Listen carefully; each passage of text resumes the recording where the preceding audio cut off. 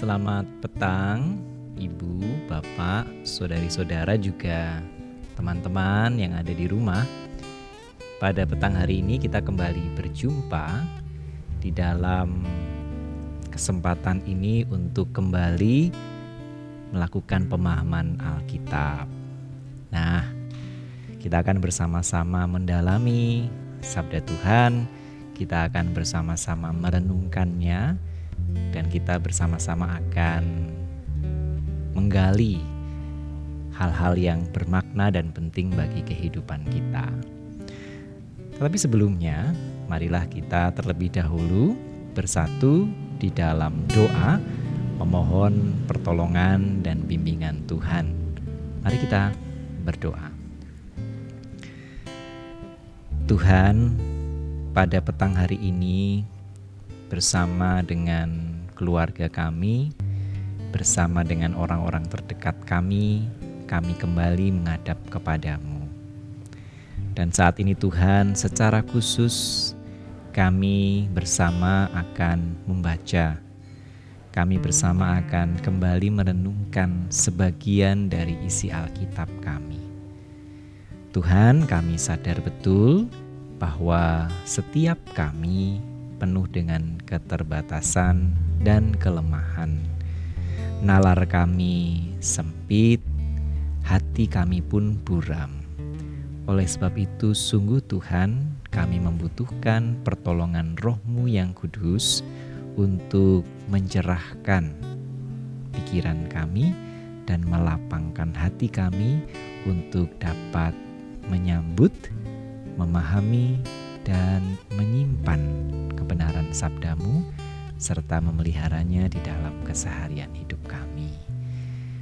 Tuhan, tolonglah kami di dalam kami merenungkan dan mendalami sabda-Mu. Kami sungguh bukan hanya siap, tetapi bahkan rindu untuk disentuh, untuk diubahkan, untuk diberdayakan oleh kebenaran sabda-Mu. Dalam nama Bapa, Putra, dan Roh Kudus kami memohon. Amin. Nah, Ibu, Bapak, Saudari, dan Saudara, kita straight to the point saja. Kalau biasanya di dalam pemahaman Alkitab yang lalu ada nyanyi, ada pujian, pada saat ini saya ingin mengajak kita untuk langsung menuki, membaca dan merenungkan sabda Tuhan. Tapi tentu saja kalau Ibu, Bapak, Saudari-saudara, teman-teman ingin terlebih dahulu memuji Tuhan di rumah, boleh. Nanti videonya bisa di pause dulu, terus nyanyi dulu, baru nanti kita bergabung lagi. Boleh gitu. Tapi pada saat ini saya akan langsung membaca sebagian dari isi Alkitab kita dan saya ingin langsung mengajak kita untuk mendalaminya. Saya ingin mengajak kita untuk kembali membaca sabda Tuhan yang pada tanggal 12 Juli yang lalu sebetulnya sudah pernah kita renungkan bersama. Dan kalau saya tidak salah ingat, bagian sabda Tuhan ini juga sudah sempat dibahas oleh Bapak Pendeta Junarso Kartiko Hadi. Tapi nanti kita akan melihat bahwa sabda Tuhan ini ketika dibaca lagi ternyata bisa memunculkan pemahaman dan pemaknaan yang baru dan segar. Kita akan membaca dari Matius 13. Saya akan membaca ayat yang pertama sampai ayat yang ke-9. Matius 13 ayat 1 sampai ayat 9. Ini tentang perumpamaan tentang seorang penabur. Pada hari itu, keluarlah Yesus dari rumah itu dan duduk di tepi danau.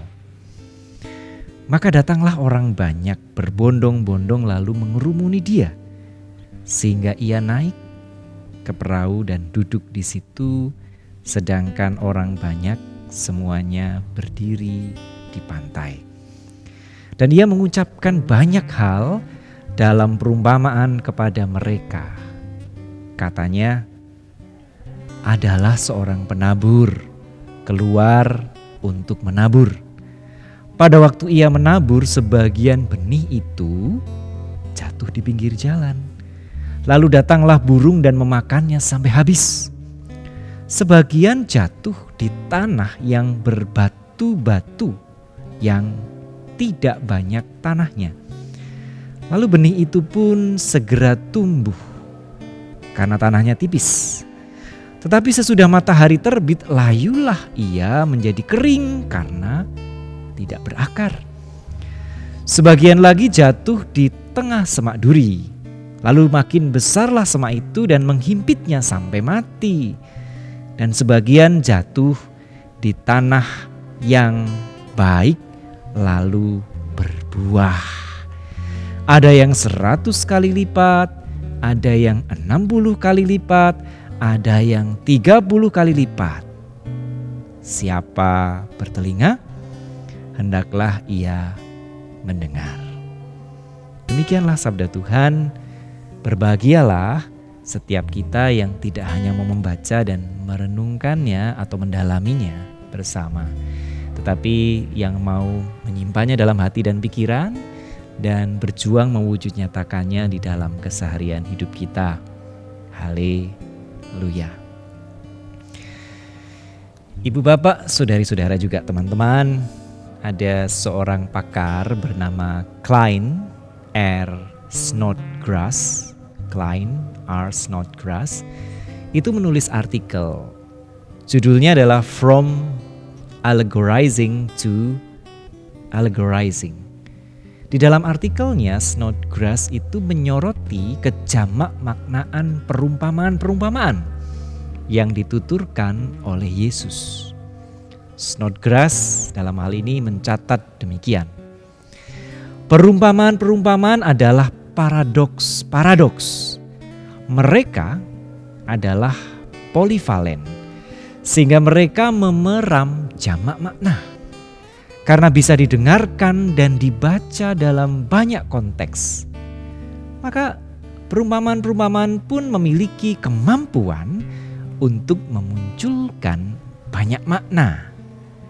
Nah, hal yang sama tentu bisa kita katakan juga tentang perumpamaan tentang seorang penabur yang baru saja kita baca tadi, yang kembali menjadi pusat perhatian kita pada kesempatan pemahaman Alkitab saat ini. Sebagaimana saya sampaikan di awal tadi, 2 pekan yang lalu bersama dengan Bapak Pendeta Junarso Kartiko Hadi, sebetulnya kita sudah pernah mendalami dan menggali makna perumpamaan ini. Kendati demikian, sebagaimana dinyatakan oleh Snodgrass, perumpamaan ini memiliki kemampuan untuk memunculkan banyak makna. Oleh sebab itu, pada kesempatan ini kita kembali akan mendalami serta mendiskusikannya bersama. Nah, namun sebelum melangkah lebih jauh, pertama-tama kita perlu membuka wawasan dan membuka diri kita pada kemungkinan bahwa arti perumpamaan ini, kalau di dalam Injil Matius kita bisa baca di ayat 18 sampai 23, yang di dalam Injil memang dikisahkan, disampaikan oleh Tuhan Yesus sendiri. Tapi menurut penelitian ada kemungkinan bahwa apa yang tertulis di ayat 18 sampai 23 pemaknaan alegoris tersebut adalah permenungan penulis Injil Matius, bukan kata-kata Yesus sendiri. Sebagaimana yang dipaparkan oleh seorang ahli yang bernama Sung Jung Oh. Sung Jung Oh menulis demikian. Banyak pakar yang membaca Injil-Injil sinoptis dengan menggunakan pendekatan kritik bentuk atau form criticism berpendapat bahwa penjelasan alegoris atas perumpamaan tentang seorang penabur bukanlah berasal dari Yesus sendiri. Penjelasan tersebut berasal dari situasi serta pengalaman hidup, atau di dalam bahasa teknisnya, di dalam bahasa Jermannya, Sitz im Leben, dari para penulis Injil serta komunitas Kristen yang menjadi pembaca pertamanya. Dengan kata lain, secara historis Yesus memang menuturkan perumpamaan tentang seorang penabur. Namun adalah para penulis Injil yang di kemudian hari menambahkan pemaknaan alegoris atas perumpamaan tersebut. Kita endapkan dulu ya ini. Saya tidak ingin mengatakan bahwa pemaknaan alegoris itu keliru, salah, atau tidak bermakna. Sebaliknya, pemaknaan alegoris itu amat baik dan amat berharga, sehingga memang perlu untuk diperhatikan dan dicamkan secara seksama. Kendati demikian, tidak ada salahnya sesekali waktu kita membebaskan diri dari pemaknaan alegoris itu dan berupaya membaca serta memaknai kembali perumpamaan tentang seorang penabur secara baru dan segar. Dalam hal ini, salah satu pembacaan atau pemaknaan baru dan segar atas perumpamaan tersebut dapat kita jumpai pada upaya yang dilakukan oleh seorang George W. Fisher. Nah, saya harus menceritakan sedikit tentang siapa ini George W. Fisher. Fisher bukanlah seorang teolog profesional. Ia pun bukan seorang rohaniwan. Pak Fisher adalah seorang guru besar geologi. Jadi perhatikan, bukan teologi tetapi geologi. Ilmu tentang batu begitu ya, bumi, tanah gitu, bukan teologi. Dari Johns Hopkins University yang memang memusatkan perhatiannya kepada bagaimana tanah itu senantiasa berinteraksi secara dinamis dengan biosfer, dengan atmosfer dan hidrosfer. Lah, menariknya disiplin keilmuannya ini justru memampukan Fisher untuk menemukan dan mengajukan sebuah pembacaan atau pemaknaan baru yang segar atas perumpamaan tentang penabur. Tapi Fisher sadar betul bahwa dia bukan teolog, maka dia tidak mau gegabah. Karena dia tidak mau gegabah, dia lalu berkonsultasi dengan sahabat baiknya, Walter Brueggemann. Dan kebetulan Walter Brueggemann ini adalah seorang profesor, seorang guru besar ilmu biblika yang terkemuka dari Columbia Theological Seminary. Jadi dia konsultasi nih, nek koyo ngene iki piye gitu.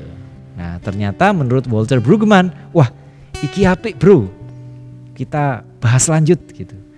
Nah, buah dari persahabatan serta kerjasama interdisipliner yang mendalam tersebut adalah sebuah tilikan yang mendalam, segar, serta mencerahkan atas perumpamaan tentang seorang penabur ini. Pertama-tama Fisher menjelaskan bahwa tanah di Galilea sejatinya tidaklah mudah untuk dikelola sebagai lahan pertanian. Kenapa demikian?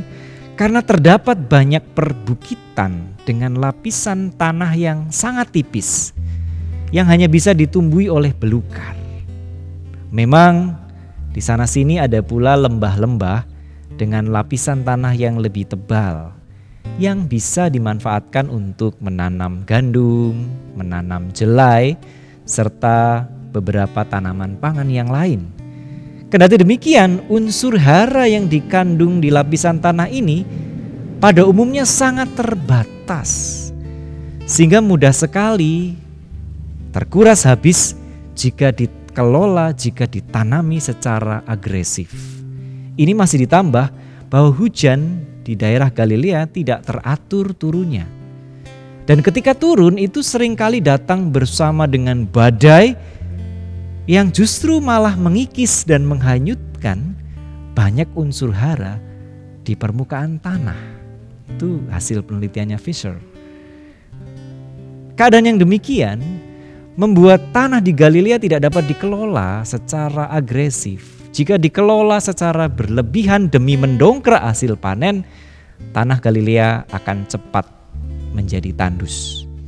Oleh sebab itu, para penduduk Galilea abad pertama, jadi pada masa Yesus, itu mengembangkan pendekatan bercocok tanam yang berupaya menjaga keseimbangan antara mengelola dan mengistirahatkan tanah. Lebih lanjut, bagi para penduduk Galilea abad pertama, keempat jenis tanah dalam perumpamaan yang dituturkan Yesus ternyata tidaklah bersifat hierarkis, tidak ada yang lebih tinggi atau lebih rendah, atau apalagi terpisah satu sama lain. Sebaliknya, keempat jenis tanah yang tadi kita baca dalam perumpamaan Tuhan Yesus itu justru saling terhubung secara erat satu sama lain. Pada kenyataannya, kalau di ayat 4 kita membaca tanah di pinggir jalan, itu adalah tanah yang untuk sementara waktu memang diistirahatkan oleh pemiliknya. Setelah sekian lama dikelola dan mulai menurun produktivitasnya. Akibatnya tanah itu memang kerap menjadi jalur yang dilalui baik para pejalan kaki maupun hewan ternak. Betul, benih-benih yang ditaburkan di tanah ini tentu tidak dapat bertumbuh dengan baik. Ia akan segera diinjak orang atau hewan ternak. Bahkan sebagaimana diceritakan Tuhan Yesus, burung-burung akan segera berdatangan dan memakannya sampai habis. Kendati demikian, benih-benih yang tidak tercerna habis ternyata dapat keluar kembali bersama kotoran burung tersebut dan dapat tumbuh di tempat lain yang lebih subur.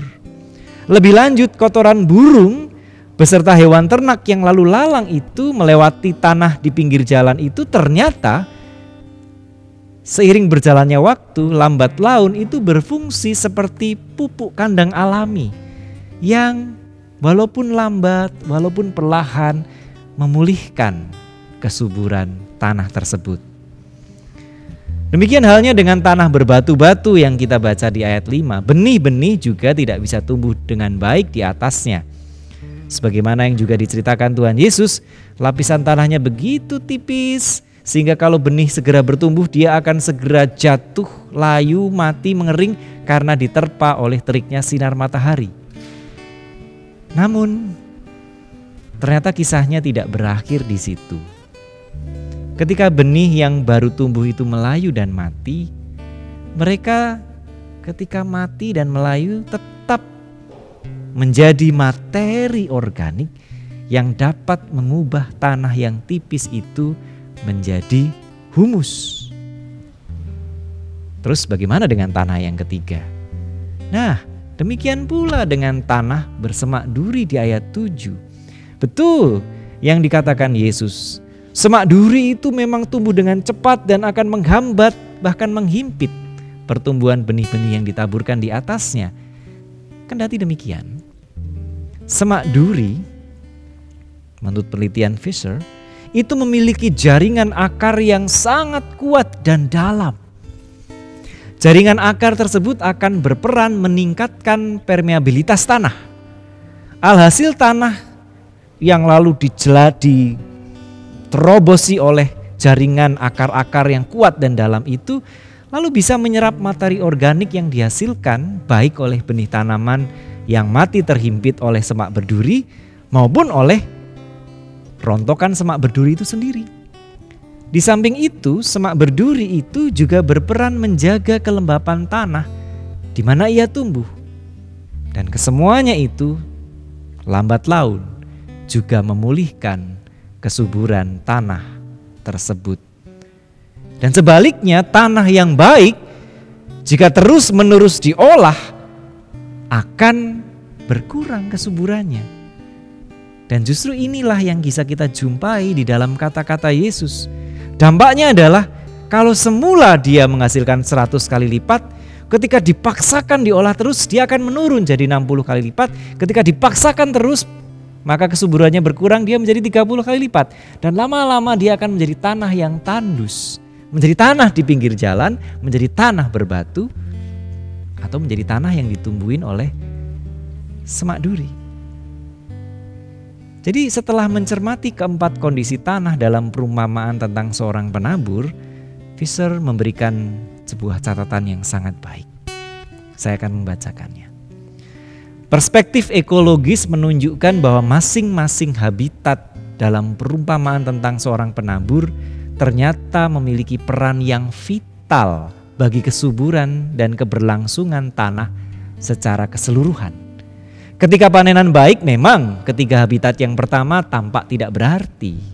Namun, ketika tanah yang baik mulai kehilangan kesuburan, maka proses-proses yang terjadi di ketiga tanah atau ketiga habitat tersebut memainkan peran yang sangat penting dalam memulihkan kesuburan tanah. Ribuan tahun lamanya, interaksi simbiotis ini melestarikan keadaan tanah di Galilea. Secara komunal, Fisher kemudian memahami bahwa melalui perumpamaan tentang seorang penabur ini, Yesus tengah menyampaikan betapa inklusifnya, betapa merangkulnya kerajaan sorga. Tidak semua pendengar dan pengikutnya adalah ibarat tanah yang baik. Sebaliknya, bahkan banyak di antara pendengar dan pengikutnya adalah ibarat tanah di pinggir jalan, tanah berbatu, tanah bersemak duri, macam-macam. Kendati demikian, alih-alih saling membandingkan dan saling mengasingkan satu sama lain melalui perumpamaan ini, Yesus sedang mendorong pendengarnya, pengikutnya untuk dapat hidup berdampingan bersama, saling bekerja sama, dan saling memulihkan satu sama lain. Jadi pembacaan yang tidak hierarkis ini, pembacaan yang integratif ini lalu memunculkan gambaran bahwa ini tidak untuk membanding-bandingkan, tetapi melihat bahwa oh iya memang ada yang di pinggir jalan, oh iya memang ada yang berbatu, oh iya memang ada yang bersemak duri, oh iya ada yang di tanah yang baik. Tapi mereka harus hidup berdampingan dan mereka harus saling melengkapi, saling menguatkan, saling bekerja sama, saling memulihkan satu sama lain. Itu kerajaan sorga. Itu pembacaan Fisher. Nah, kita sebetulnya juga bisa memaknainya secara lebih personal. Ibu bapak, saudari-saudara, juga teman-teman. Kita bisa membayangkan bahwa masing-masing tanah itu seperti fase-fase atau pengalaman kehidupan kita. Jadi kita menempatkannya sebagai pengalaman personal. Memang wajar kalau kita mengharapkan bahwa kita akan senantiasa ada di posisi atau mengalami fase di mana tanah kita baik. Tetapi bukankah kita juga pernah mengalami fase-fase di mana kita seperti menjadi tanah di pinggir jalan, menjadi tanah berbatu, menjadi tanah yang bersemak duri? Bukankah kita semua pernah mengalaminya? Tetapi menariknya, bukankah ada masanya, ada kesempatannya, ada waktunya di mana ternyata pengalaman-pengalaman hidup, fase-fase kehidupan yang kita semula lihat itu sebagai sesuatu yang tidak baik, ternyata di kemudian hari terbukti mempersiapkan kita untuk mengalami hal-hal yang indah, hal-hal yang baik. Demikian juga sebaliknya. Bukankah kita juga pernah mengalami pengalaman-pengalaman atau fase-fase kehidupan yang pada mulanya kita anggap ini sebagai wah ini luar biasa, kita diberkati, kita berbuah, kita merasa sukacita. Tetapi ternyata hal-hal yang semula kita anggap menyukacitakan, menyenangkan itu justru membawa kita kepada keterpurukan. Lalu kita melihat bahwa sesungguhnya setiap fase itu, baik yang menyenangkan maupun yang tidak menyenangkan, baik fase kehidupan tanah di pinggir jalan, fase kehidupan tanah berbatu, fase kehidupan tanah bersemak duri maupun fase kehidupan tanah yang baik, semuanya bisa dipakai Tuhan untuk menjadikan masing-masing kita pribadi-pribadi yang lebih baik. Bukankah itu yang lalu misalnya bisa kita jumpai di dalam himne atau di dalam kidung pujian, kidung jemaat 408 yang mengatakan bahwa suka duka dipakainya untuk kebaikanku. Jadi baik tanah di pinggir jalan, tanah berbatu, tanah bersemak duri, maupun tanah yang baik, semuanya dapat dipakai Tuhan untuk membentuk dan mendidik kita menjadi pribadi-pribadi yang semakin berkenan di hadapannya dan sesama kita.